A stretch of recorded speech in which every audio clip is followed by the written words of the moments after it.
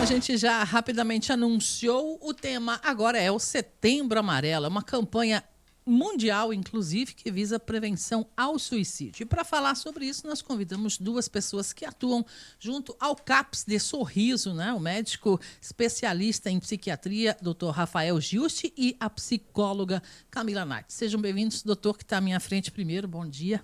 Muito bom dia. Satisfação em recebê-lo aqui. E a psicóloga Camila também. Bom dia, bem-vinda. Bom dia para você também.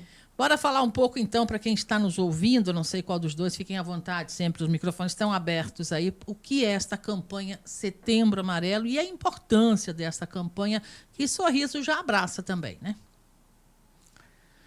Vamos lá? Tá, a campanha de Setembro Amarelo, ela é uma campanha eu acho que é da Sociedade de Psiquiatria, né? Isso. Que ela iniciou essa campanha com a ideia de que a gente possa desmistificar o tema, né? E mostrar para as pessoas que existe um espaço para que elas possam conversar sobre as dores que elas têm, espaço onde a gente possa falar sobre os principais transtornos que estão ligados ao fenômeno do suicídio, um espaço que a gente possa discutir sobre esse fenômeno, né? Que é um fenômeno multifatorial e muito complexo e que precisa ser trabalhado dessa maneira. Então, ela é uma campanha de conscientização da população, né? A respeito desta temática. E é importante falar. E é muito importante que a gente possa falar sobre isso, porque as pessoas, assim, quando se dá de conta, ou tem uma ideação suicida, ou passa um pensamento desse na nossa cabeça, é muito comum que a gente se repreenda, né? E a gente fique muito angustiado, e a gente, às vezes, não vê espaço de com quem falar sobre isso. Então, a campanha tem muito essa ideia de trazer com que a gente mostre para as pessoas que existe, sim, um espaço para se falar sobre isso, que existem as pessoas corretas para falar sobre isso, no sentido de quê? De que são pessoas que entendem o fenômeno e que não vão julgá-las, mas sim ofertar para elas o melhor tratamento para aquilo que elas estão passando naquele momento. Doutor, fica à vontade, contribua. É isso mesmo. O objetivo principal, ele é realmente esse, né? Desmitificar o tema para que as pessoas consigam falar abertamente sobre isso, sem medo, sem nenhum preconceito, porque muitos têm o preconceito por os próprios sentimentos que eles têm. Dificuldade em aceitar que estão passando por problemas, por dificuldades, seja financeiros ou seja emocionais, e reconhecer que precisam de algum tipo de ajuda. No caso da família, se perceber o que a gente precisa observar para ficar atento a isso, de repente pode ter uma pessoa e a gente nem saiba que ela esteja com algum pensamento desse tipo. Tem como ser identificado por alguém de perto dessa pessoa? Tem alguns sinais que a gente vê, que consegue percebendo o comportamento, até nas falas da pessoa, que pode estar passando por alguma situação assim. Né?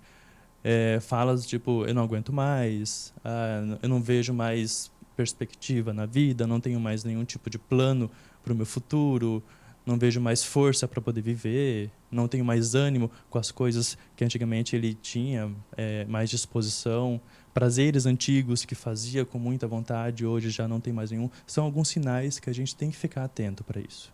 E a partir daí, percebeu isso, qual é a atitude que deve ser adotada, adequadamente falando? O que seria recomendado?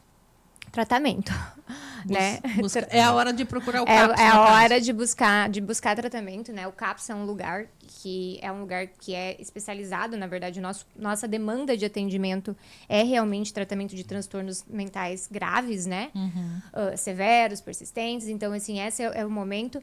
Mas o CAPS é um dos lugares, né? Existem outros lugares. E o tratamento, é importante que as pessoas entendam que é um tratamento mesmo médico, né? É um tratamento com especialistas. Você precisa de ajuda de um psicólogo, você precisa de ajuda de um médico para te ajudar nesse momento.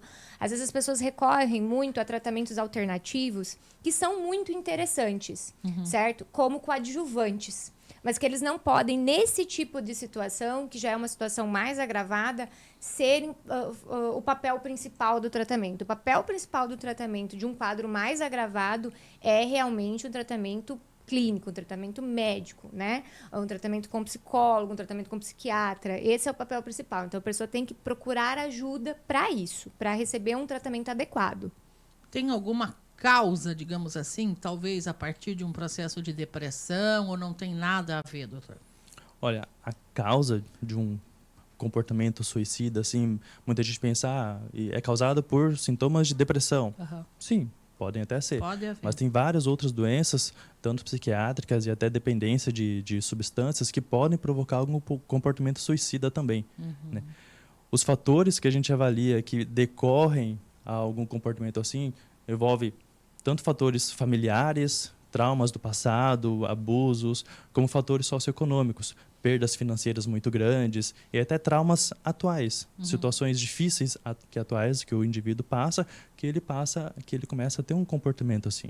E é possível sempre ajudar essas pessoas? Sempre é possível oferecer alguma ajuda? Sempre é possível, sim.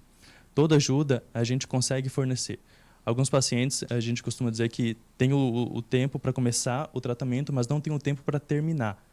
Porque isso, como é uma coisa, sintomas relacionados multifatoriais, ele não tem um tempo definido para fazer um tratamento.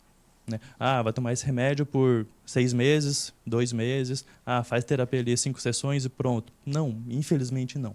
Não tem como prever. Tudo isso vai de acordo com a evolução da própria doença que o paciente está apresentando.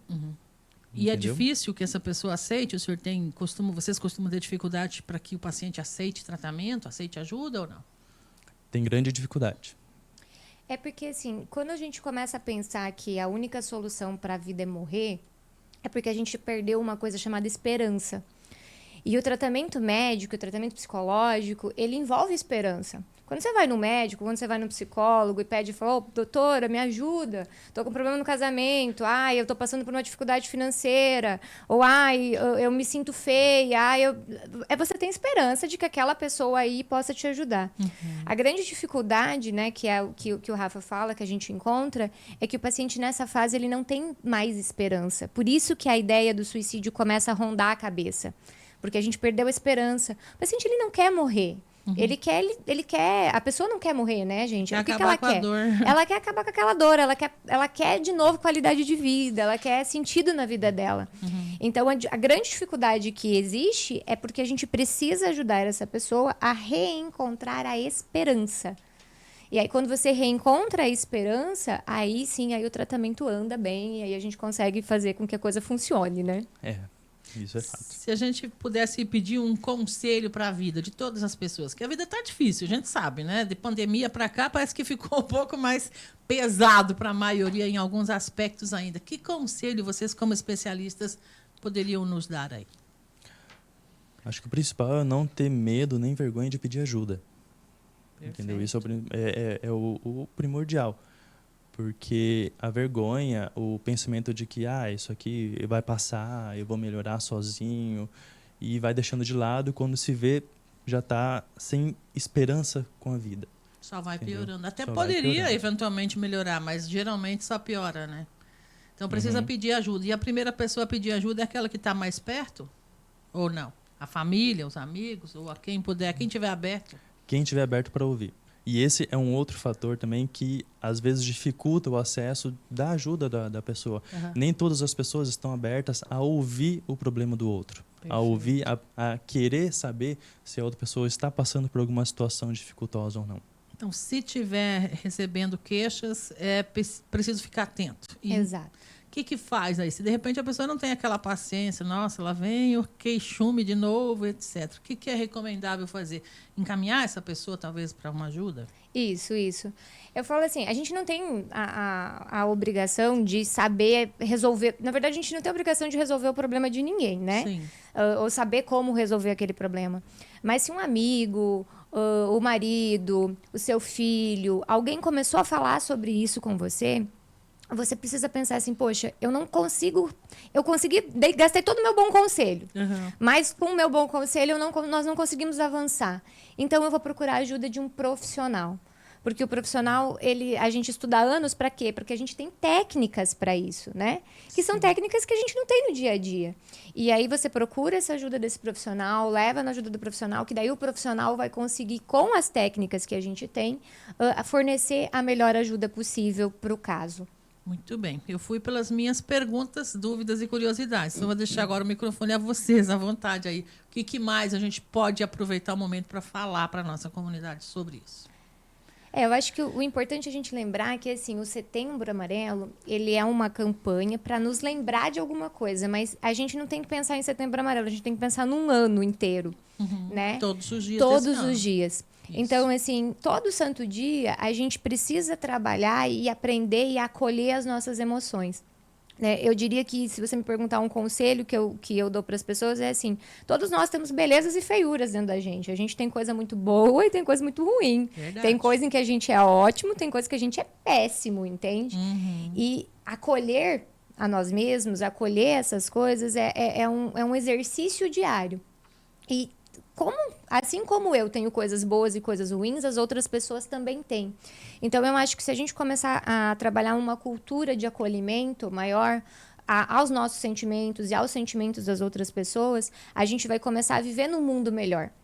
Né? E quanto melhor está o mundo, mais esperança a gente tem, na verdade, né? Perfeito. E isso ajuda muito na manutenção da saúde mental.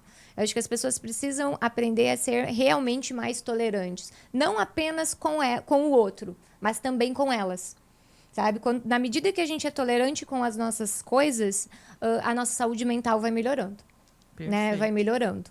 Muito obrigada, doutor. O que mais? É exatamente o que a Camila falou, né? É um Setembro Amarelo de conscientização da importância do debate sobre o suicídio, só que é um trabalho que tem que ser feito todos os dias, durante todo o ano. Entendeu? O suicídio, ele é uma causa de morte muito grande no Brasil. Atualmente está quase 7 óbitos a cada 100 mil habitantes. Isso é muita gente. Sem falar que muitos casos de suicídio, eles não são divulgados, não são contados, porque muitas vezes se relacionam a atitudes mais extremas, mais intensas. Pessoas que sofrem acidentes de carro, onde na verdade não foi um acidente. Causou, talvez, para Ou tirar a seja, vida. esse dado de suicídio ele pode ser muito maior do que ele é hoje calculado. Então, precisamos realmente levar a sério o assunto, ficar atentos, mas não levar tão a sério os BOs da vida, né? Pelo que eu entendi aqui, é mais ou menos isso. Mais ou menos isso, é mais ou menos isso. Que bom. Né? No sentido, assim, de não levar tão a sério, no sentido de que BOs foram feitos para serem resolvidos, precisam ser resolvidos, fazem parte da nossa vida, mas eles só são uma parte da nossa vida. Nossa vida tem outras coisas. A gente tem uma vida além do BO, né? Certeza. Gente, muito obrigado. O tempo aqui passa muito rápido. A gente poderia continuar aí por horas nesse bate-papo, mas eu sou muito grata pela vinda de vocês e parabéns pelo trabalho. Vai ter alguma ação específica ou vocês só estão lá o tempo todo para receber as pessoas no CAPS? O CAPS, ele é portas abertas, né? Explicando para a população que portas abertas significa que não precisa de um encaminhamento para fazer a primeira consulta, que é a consulta de triagem, né? Pode ir lá direto, no Pode ir lá direto. Não significa necessariamente que você já vai chegar lá e já vai conseguir uma consulta com um médico, ou com um psiquiatra, ou com uma psicóloga, porque isso leva um tempo. Mas nós temos essa possibilidade, estamos lá de portas abertas para a população, para ajudá-las, né, nessa luta. Assim, se algum ouvinte estiver passando por isso, saiba que existe esperança, sim, né? Eu falo assim, a gente tem aí 15 anos de experiência vendo pessoas ficarem boas o tempo todo. Então, Legal. isso quando eu digo que pode ficar bom, é porque eu sei que pode, com ganho de causa. Eu vejo isso acontecer, né? Então, assim, às vezes na hora a gente tá ali sem esperança, mas tem esperança sim, tem que procurar ajuda. Que bom. Muito obrigada, doutora. E o doutor também, doutor Rafael, doutora Camila, doutor Rafael, muito obrigada. Obrigado pela Agradeço. oportunidade.